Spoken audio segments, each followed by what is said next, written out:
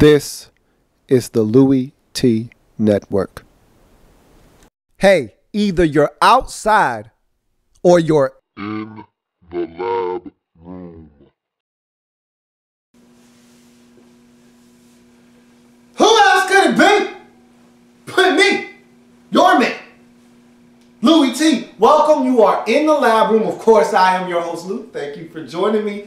I'm back. Did you miss me? I took a little break after the Super Bowl. I've been going at it hard since around July, non-stop essentially. So those 2 weeks were warranted. I needed to recharge the battery, and that is exactly what I've done.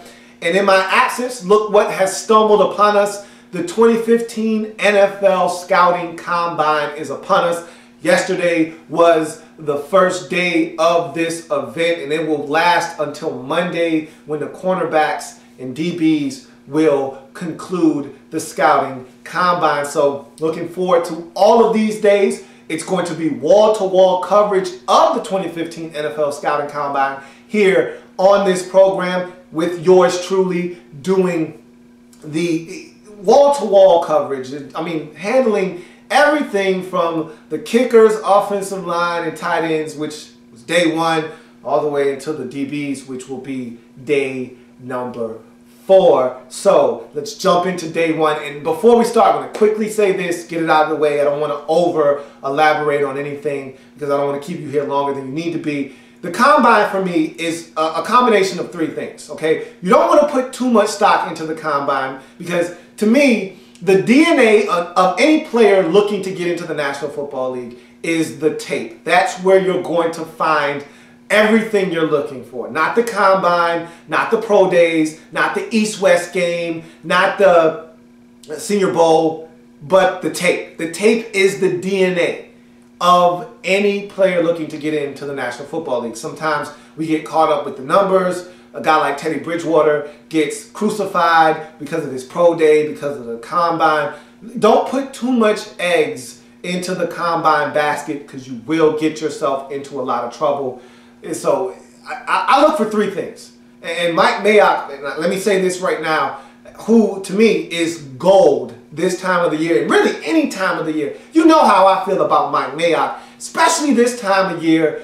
Anything that comes out of his mouth is profound, and right now there is no opinion valued more in league circles than that man himself, Mike Mayock. And one of his favorite sayings about the Combine is coming in and checking boxes. And so for me, there are 3 things that I look for at the Combine. A, I'm looking for somebody to wow me. A guy that I don't know a lot about or have never heard of coming out and just blowing me away with athleticism or some of his movement skills or whatever the case may be, and making me say, I've got to take another look. I'm looking for that. B, I'm looking for guys to check boxes, as Mike Mayock eloquently puts it. Check boxes. Come out. Fast guy runs fast. Slow guy runs slow. Look, if you're a slow guy, maybe you run a little bit faster. Great for you. But I'm expecting guys to come out and be what they've been throughout the duration of their college careers. Check the boxes. If you catch the football as a natural hands catcher, catch the football. If you've got great movement skills,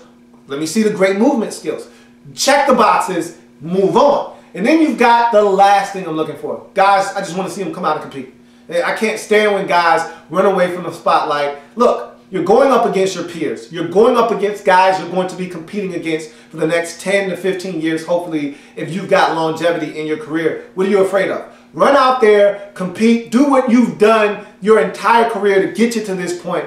What's different now? Spotlight's here. Everybody's watching. All 32 teams are represented. Show what you got. I mean, do what it is that's gotten you to this point. And so, you know, I can't stand when guys come and do the medical, they sit down for the interviews, they may even bench and run the 40, don't participate in any positional drills. Why? Come out and compete, and that's all I'm really looking for. So I don't put a lot of stock into the Combine, just looking for guys to do one of those 3 things, if not all 3 of those things. So let's jump into day 1. Kickers, tight ends, and the offensive line. By far the least aesthetically pleasing day of the Combine. Not any less important though. Let me say that. This is one of the most important days because you build your team from within on the offensive side, asked the Dallas Cowboys, their offensive line took them all the way to an NFC East championship as well as a divisional round playoff game. So you need your offensive line. They proved to be huge year in and year out. Tight ends, this league has turned into a passing league big time. And so you got to be able to have these guys that can stretch the field. And because the league has turned into a passing league, the tight end position is one of the biggest beneficiaries of that. And so the tight end position has become huge in the last, I'd say, decade or so in the National Football League. And then you got the kickers. Not going to talk much about the kickers because there's not really much you can look at. And they don't really focus in on the kickers, and for good reason. Look, you don't really talk about the kicking position until it's a problem. Some kickers are coming out. Maybe they'll be able to solve some teams' problems around the league. But nonetheless, all of these positions matter. Let's jump into this combine. Day one, very quickly breeze through these, get out of here. So you start with the offensive line. One of the most intriguing prospects for me coming into this process, it was Brandon Sheriff. And looking at him, you're not really sure what he is. You look at him, is he a guard, is he a tackle? And I think that's why this offensive line core and crop isn't as highly decorated as the last couple of years. Remember, 2 years ago, 3 out of the first 4 picks were offensive linemen. Last year, you had the big 3 in Lewan, Matthews, and Robinson. Those guys were highly sought after and talked about as potential targets in the top 10. So you don't really have that this year. You have but this core, but this crop is just as deep as the last couple of years. Teams can find quality offensive linemen throughout the first, second, third, fourth round in this draft and beyond. There are going to be a lot of good football players from this crop of offensive linemen. So there are no shortage of offensive linemen, just not as elite as in past years. With that being said, Brandon Sheriff is a guy out of Iowa, 6'5", 317 pounds. Thought he came out, checked all the boxes, ran a 5.05 40, 1.78 split. And for me, when you're talking big nasties, when you're talking offensive linemen, I can care less about the 40 time. I'm looking at the 10-yard split. His was 1.78. And real quick on the 10-second split, basically what you're looking at, 1.9 and higher, guys extremely slow out of his stance. 1.8 to 1.89 average time for an offensive lineman. Anything below that is dynamite, especially anything below 1.70. If you're 1.70 to 1.79, you're moving, you get out of the blocks, you're a very agile and athletic guy. Anything below 1.70, man, you're a freak, basically, as an offensive lineman. So you rarely see those. So don't be alarmed at these times. That's essentially what it means.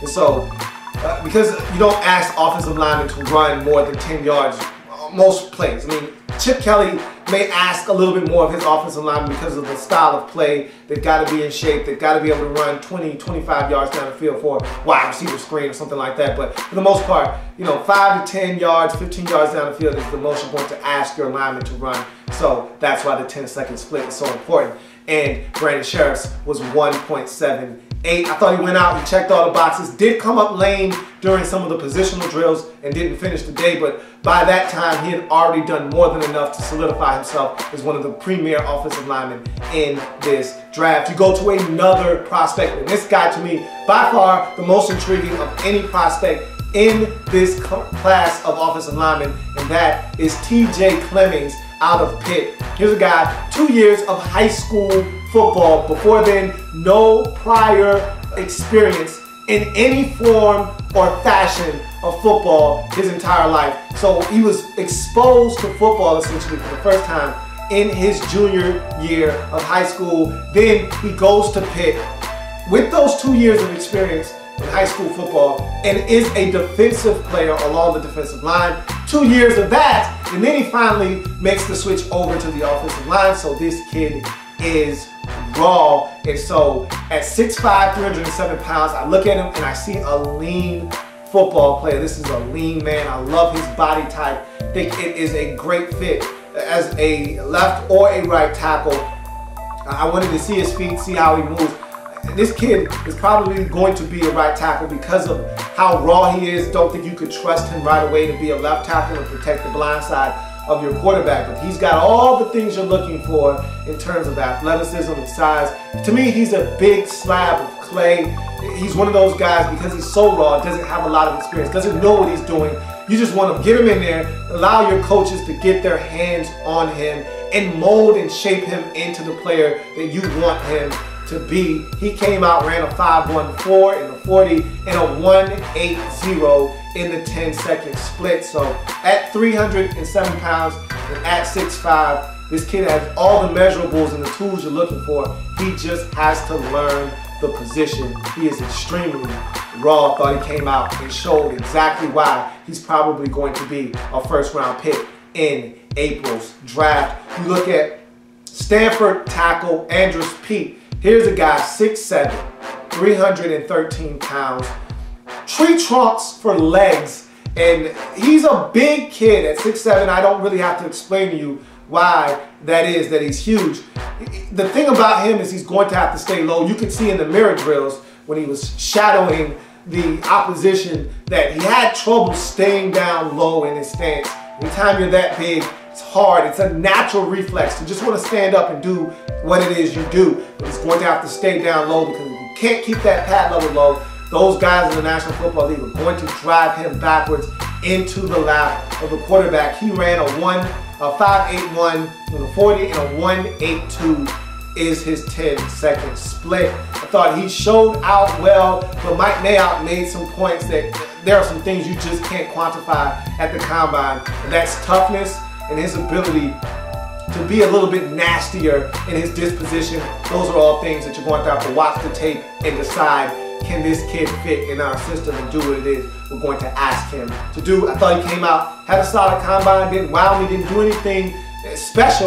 He just came out and performed and competed. You go to a guy that I thought really had an extremely efficient day. LSU offensive tackle La'el Collins. I thought he came out, looked good, 6'4", 307 pounds, ran a 5.12 in the 40 and a 1.81 10-second split. I thought he showed great athleticism, especially for his size. I thought he showed great agility. That's what really wowed me when I watched him, was his feet and his agility. The change of direction was outstanding the entire day.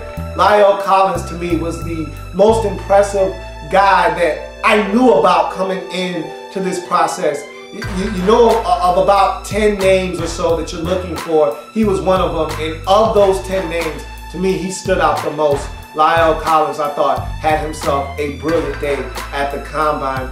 You look at DJ Humphries out of Florida. He ran a 5.12 in the 40 as well. His 10-second split, same as La'el Collins, 1.81. And he's a 6'5", 307-pound offensive tackle. A lot of people, some are rumbling that this could be the first tackle taken off the board in this draft. He's that talented. And I thought he looked fluid. The question that he had to overcome, and what a lot of people were looking for from him, was weighing in at the combine, because he played it at like 296 pounds or so in college, which is fine for the college game, but you get to the NFL, the days of the 290-pound linemen are over. You've got to be over 300 pounds to last in this league. With the way the guys are bigger, stronger, faster now, you've got to be able to anchor down and be strong enough to withstand these bull rushes and these big guys. And so they wanted to see him gain some weight but not lose the quickness and athleticism that he showed at Florida. And I thought he looked the part. He weighed in at 307 pounds, so he picked up another 10 to 15 pounds. Didn't look any slower or worse for wear because of the weight. Thought he actually looked light on his feet at times. So he carried the weight very fluidly. Thought he showed out well. I think DJ Humphries checked all the boxes, made himself a big-time player to be selected in the first round of this year's draft. Cameron Irving is an interesting case out of Florida State. Here's a 6'5", 313-pound offensive lineman. I think the Florida State Seminoles may have done him a huge solid by moving him to center in his senior season after he was highly regarded as a tackle, but he played so well at center. Now he's got a little bit of flexibility, so a team could be looking at him as a center, a team could be looking at him as a tackle. Either way, he's going to provide versatility, and I think that's something that is going to make him a very valuable asset coming up in April's draft. He ran a 5.1 5.40, a 1.84 10-second split. Thought he had great movement for his size, and again, the versatility is something that is going to help him come draft time. Thought he was solid, check the boxes, you move on to the next guy. This was a guy that stood out for me in the combine, and every year you have some guys like this, really don't talk about, don't hear a lot about them, but these are the guys that step up, and when they get drafted, you're like, you scratch your head a little bit, but if you were paying attention throughout the process, these guys were making subtle statements the whole way through, and teams took notice. A couple years ago, remember Oregon's Kyle Long, selected by the Bears in the first round? Nobody really saw that coming. He was checking off boxes throughout the process, wowing some folks along the way. You put on the tape and you saw why he was a first-round pick. There's another one of those Oregon guys nobody's talking about, Jake Fisher. I watched him during this combine and I thought he came out and performed well. A 5.01, a 40, a 1.75 10-second split, so you know he's moving and can get out of his stance. Very athletic, and again, at Oregon, that's what you've come to expect. At 6'6", 305 pounds, he's big, he's long, and very athletic. Has a lean frame, and this is what I put down in my notes. Displayed the type of athleticism that will garner him extra attention come draft time. I think he put some teams on notice, and they have to go back and watch more tape on him because of how well he moved in the functional drills at the combine. I think he did himself a huge solid by performing the way that he did at the combine. You look at the riser of the combine, and every year we've got one. Remember last year, the riser of the combine for the offensive line was the kid out of Arkansas Pine Bluff. All right, the Saints ended up taking him in the 3rd round as a tackle. He ended up starting in the latter portion of the season, Teron Armstead. So it happens. Every year you get a guy that comes out of nowhere. 2 years ago, it wasn't quite out of nowhere, but I talked about a guy like Eric Fisher. He was a mid to late 1st-round pick initially. Blew it away in the combine, ended up being the #1 overall selection, so you can elevate your stats. Talk about wowing people. Ali Marpet, out of little-known Hobart, Division III college. This guy came out, ran the, and again, these 40 times, these 10-second splits, all unofficial. But he ran a 4.98, the best of any offensive lineman at the combine. And remember, last year, guys were smoking. I mean, there were so many guys under 5 seconds flat. It was not even funny. This year, he was one of the few, if not the only. So you could see the difference in athleticism in the offensive lineman. But 1.74, 10-second split, he was moving, and he showed well, 6'4", 305 pounds. Followed up a competitive Senior Bowl. Mike Mayock kind of spoke to this during the process. He had a really solid showing at the Senior Bowl, and I call it a competitive showing because the word competitive is what you want to see from him, because the competition that he faced at Hobart probably not going to be anywhere near the level and caliber of what he's going to see come National Football League time. I can assure you of that, as a matter of fact. And so they want to see how he does with guys that were playing at big-time Division I schools. He held his own at the Senior Bowl. He comes out, performs, and elevates himself over a lot of these guys during the course of this combine.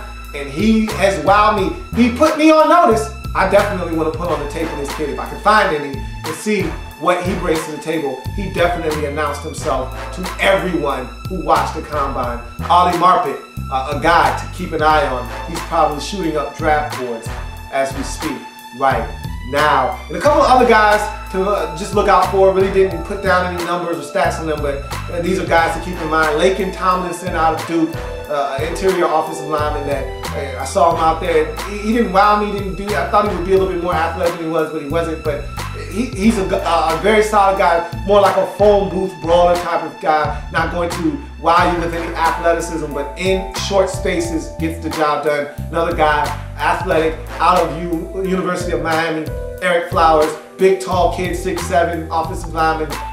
Didn't wow me with his athleticism, but at that size, with the length of his arms and his ability to move, he's a guy to also keep your eye on along the offensive line. You move to the tight ends. Underwhelming group. Don't know what I was really expecting from these guys. Mike Mayock had already forewarned me that this was not a group to look for a lot from, but I still did it anyway. Was not that impressed with what I saw. Max Williams is the only guy that Mike Mayock has going, and it's not even in the first round, it's in the second round. That's the only guy that has a second round grade, and then the rest of these guys come. So quickly run through these tight ends. Max Williams, 6'4", 250 pounds, 4'7", 840, 34.5-inch vert, 9'9" on the broad jump. And nothing flashy, just solid football player. He displayed the hands that's going to make him a very, very viable option as a selection.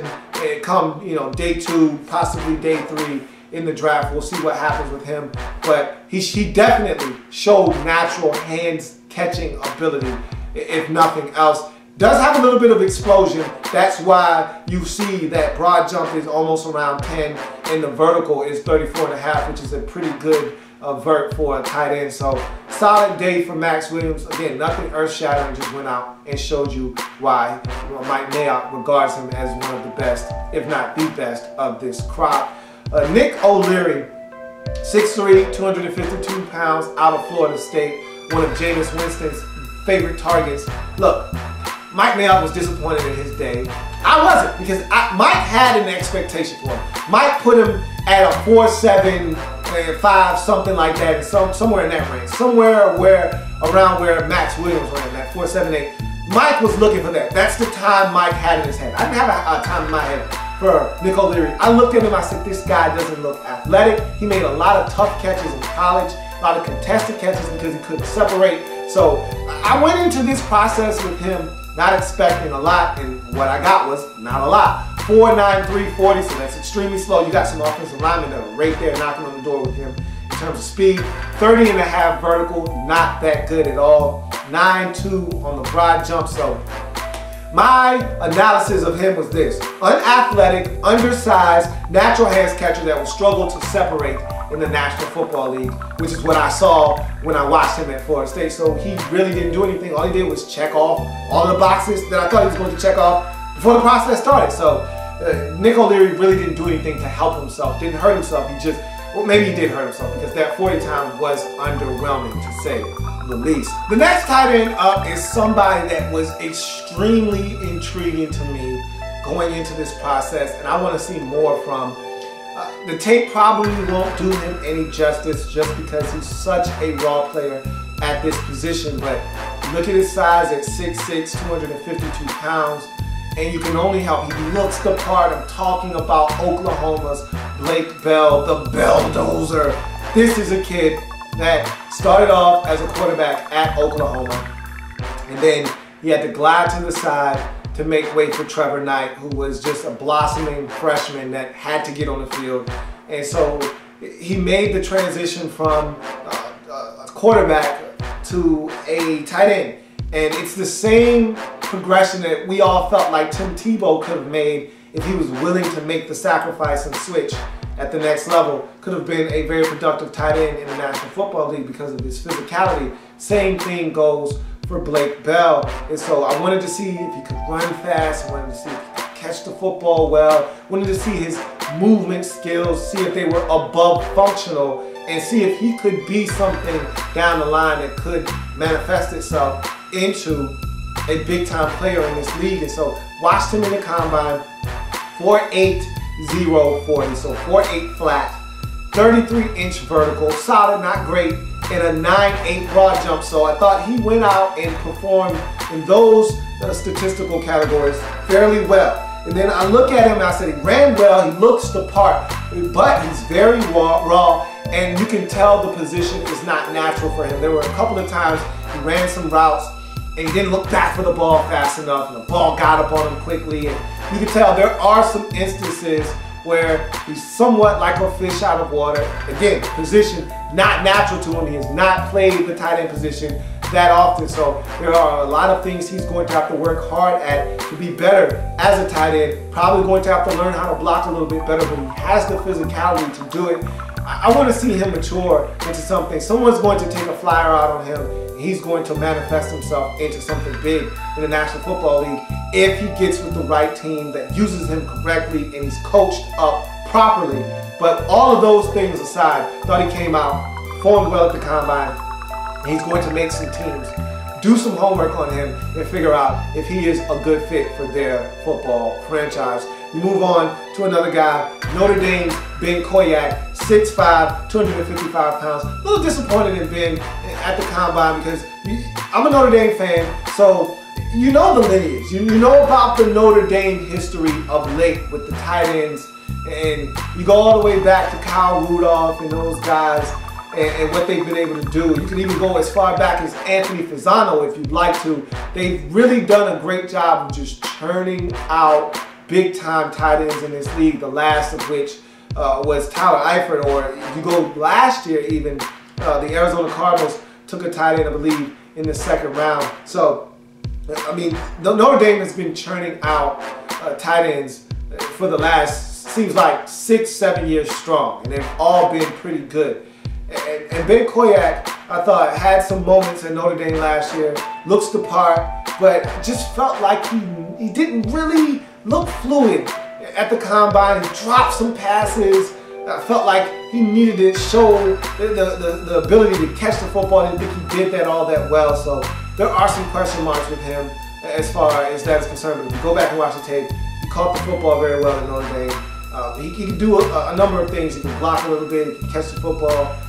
He's going to have to make sure that at the pro day, catch the football cleanly, because that was the thing that I came away from the combine saying, I need to see him catch the football better than he did at the combine, because he did not catch the football as well as I expected him to. Go to the University of Miami's Clyde Walford, and here's a guy that could potentially be as high as number 2 on a lot of people's draft boards as far as tight end is concerned. He's a big kid. He's 6'4", 251 pounds. Ran a 4.7 940, which was somewhat underwhelming because when you look at him, look at his body type, you look at the way he played at University of Miami, you were expecting him to be a little bit faster. And keep in mind, Max Williams, at the top of this group, ran a 4.78. So you're expecting Clyde Walford, who you expect to be athletically gifted, to be somewhat faster than Max Williams, who we kind of said, okay, yeah, it's not the fastest guy, but he's a natural hands catcher. A little bit explosive, but not in terms of speed, but more of quickness, getting in and out of breaks, knows how to get open, that type of thing. Whereas Clyde Walford was supposed to be more of an athletic guy that can run, get away, separate from defenders, catch the football, make things happen after the catch. That 4.79 doesn't really say that. Neither, but you see some of the athleticism though because of the 35-inch vertical and the 10-inch broad jump. So there is some explosion there. It just doesn't show up in the form of long distance speed, but I thought he was somewhat explosive, thought he was athletic, and so I thought he came out, showed some things, but again, I was looking for him to run a little bit faster than he did. Hopefully he'll be able to improve upon that time at his pro day. If not, he is what he is. You just have to get him in and see if he fits what you're trying to do from an offensive standpoint. And finally, the last guy that I want to talk about with the tight ends is a guy that came out and, again, wowed some people, including myself, and it's going to make me have to go back and hopefully grab some tape and be able to watch him and see what his value will be in the upcoming draft, and that is Michael Pruitt out of Division I 2A, Southern Illinois. Here's a guy that came out at 6'2", 251 pounds, ran the fastest time of any tight end at 4.58. Vertical leap, 38 inches, so this dude has explosion, and he had a broad jump of 9.8, so he can jump, somewhat explosive, athletic tight end from a small school who caught the ball well, and I think he moved exceptionally well.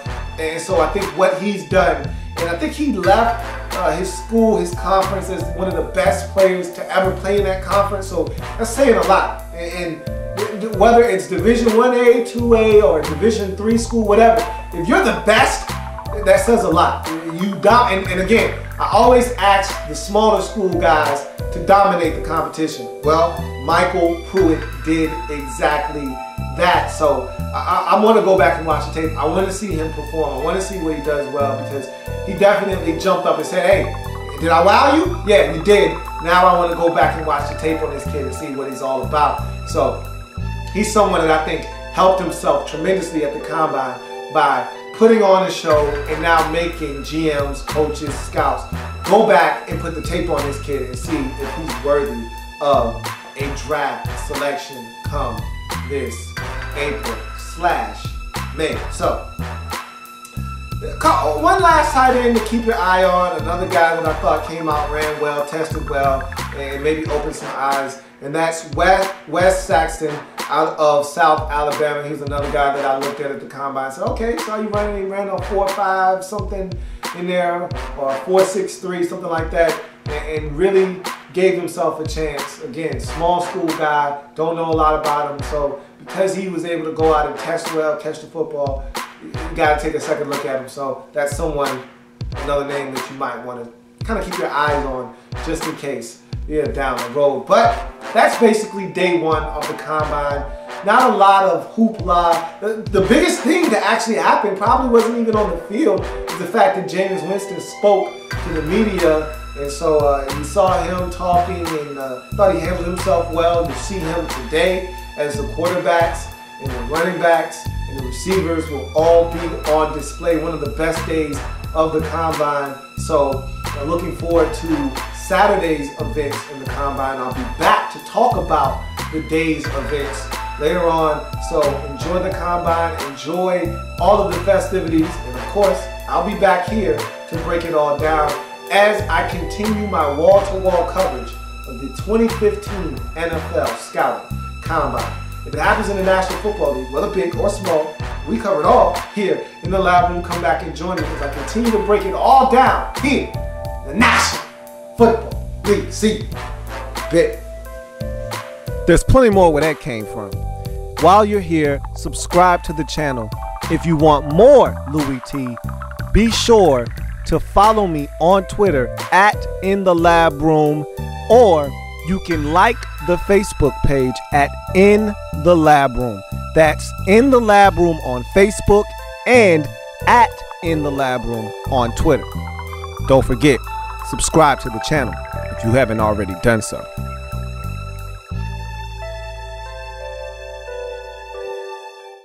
Mm-hmm.